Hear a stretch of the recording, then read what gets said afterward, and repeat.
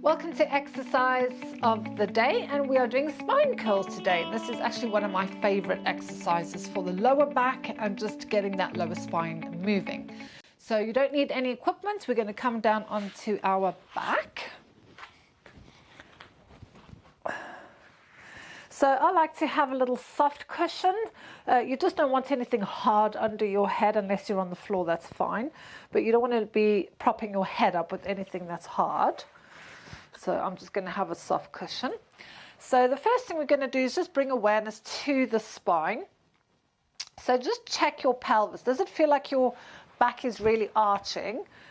Or perhaps you the other way around where your back is down into the floor. So what you want to do is you want to have your pelvis in a neutral pelvis where your two hip bones are in a line. So if you had to think of putting a cup of tea between your two hip bones, your cup of tea wouldn't spill towards you and it wouldn't go away from you.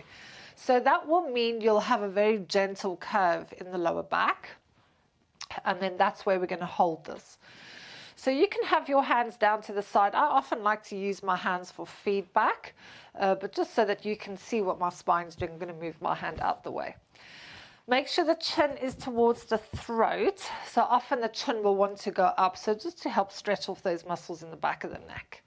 Your knees are in line with the hip bones, and then your feet are in line with the knees. So take a breath in. And as you exhale, you're going to hug your tummy in and send your lower back to the floor. So this first part is the pelvic tilt. And I just want you to make sure that you're not using the back of your legs or your bum cheeks. So, give yourself a fondle. It's your body. You're allowed. So you're hugging the tummy down. So it is quite challenging to breathe when you're holding the abdominals in. But I really want you to just be mindful that you're not pushing. Because if you're pushing, you lose a lot of the abdominal work. So right now, my tummy has to work quite hard to hold the lower back in that position. And then release back to the starting position. So take in a breath. As you exhale, send your lower back to the floor. So you're hugging your tummy into your spine and encouraging your spine into the mat. There's no bum cheeks and there's no legs working. Relax your shoulders, drop the chin towards the throat. Now what I want you to do is squeeze your bum. Just going to move my hands. Squeeze your bum and gently push into the feet. So I want you to try and round your spine up. I like to think of a bicycle chain. So each vertebra is a bicycle link and you're lifting it one at a time until you get towards the shoulders. So it's different for everybody. Some people will be down here, that's the highest they can go. Some people might be able to go a little higher, but what you don't want to do is put any weight into your neck or your head. Okay? So all the weight is across the shoulders. So just be mindful of that. So again, your hands can be there. Like I said, I like to have my hands here.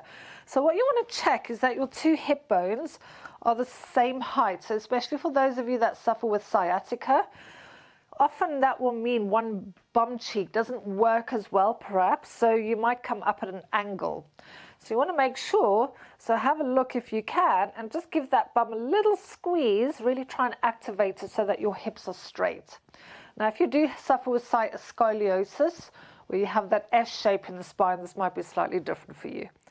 And then as you come down, pull the belly button in and start to bring your spine down one vertebra at a time. So we don't want to come down in a flat back. We really want to try and round it in. So pull the belly button in.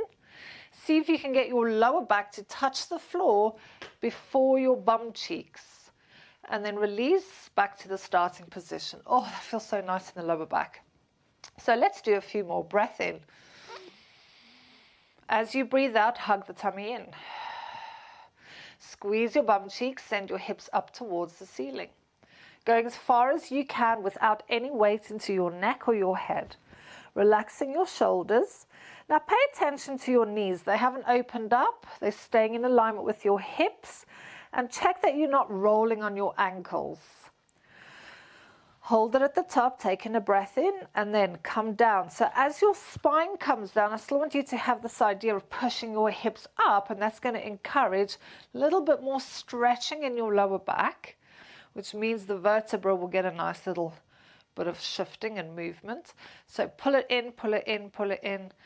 Notice if both bum cheeks come down at the same time. Oh, lovely. And then back to the starting position. So breathe in. Let's do a couple more.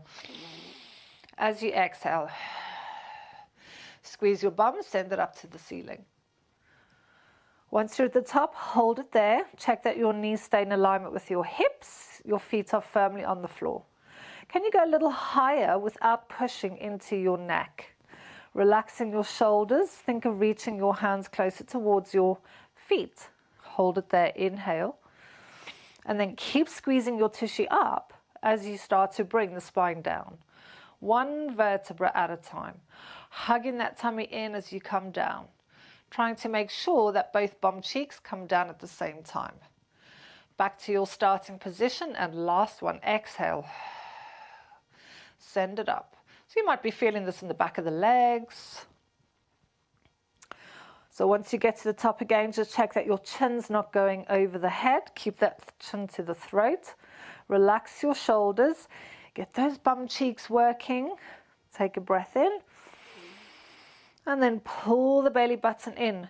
Imagine you are trying to imprint your hip bones into the ceiling as you're trying to get your spine down. Yum, yum, yum. And then once you come down and you're safely on the floor, you can just give those knees a little hug. And then roll yourself up. Simples. That is actually such a nice movement for your lower back, and it gets your glutes working and your hamstrings working. So I hope you enjoyed your exercise, and I'll see you again soon.